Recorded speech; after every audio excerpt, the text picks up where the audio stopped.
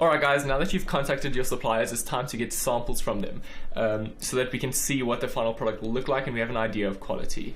So there's a few ways to save money on samples. As you'll probably notice that they're going to charge you quite a bit of money. As I said before, I've seen pricing go all the way up to $150 for a single sample. And the reason they do this is they're trying to make a bit of money out of you if you don't decide to go with them. And on top of it, they say they're not charging you for the actual product, they're charging you just for the shipping.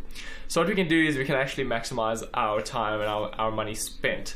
So what we're going to do is we're going to ask for multiple samples. So if you're contacting a supplier, for example our sleeping bag material, our sleeping bag company, we're going to ask for multiple samples within that one shipment of our sample shipment.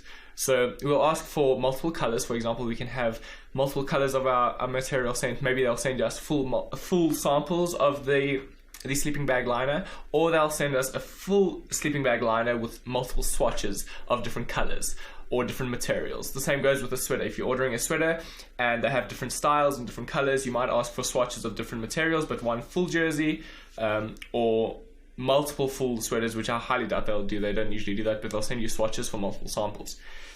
So try do that, try get multiple samples from your supplier just to maximize your time and so that you have it for future reference if you do decide to expand your product line. Then we could use a sourcing agent. Now what a sourcing agent will do is they're one person in China and they'll contact all your suppliers once you've contacted them, and you'll put them in touch with them, and they'll get the samples from all the suppliers and send it to you in one shipment. So that'll just save you a ton of money and a ton of shipping costs.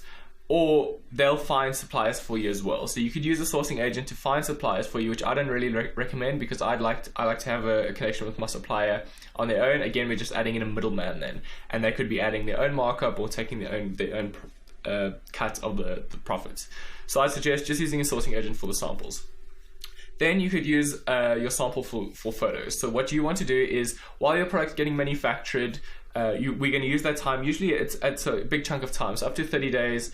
While our product's getting manufactured, we don't just want to sit around and do nothing. We want to get our stuff going and be productive.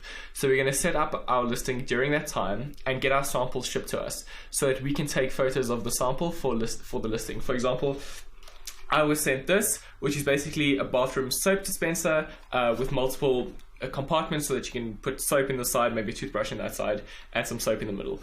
So I got this sent to me while it was being manufactured, and during that time I took photos of the product for my Amazon listing, and I set up my Amazon listing in the time. So we're just trying to save some time here. And then what we can do with the samples is, once we've got our sample, we've got one final thing. We could Photoshop our logo onto it instead of getting us sent the final sample, depending on how much you're private labeling your product. If you're just putting a simple label on it, you don't really need that in your photos in the end. But in the future we could get our final product sent to us. That's basically it for samples.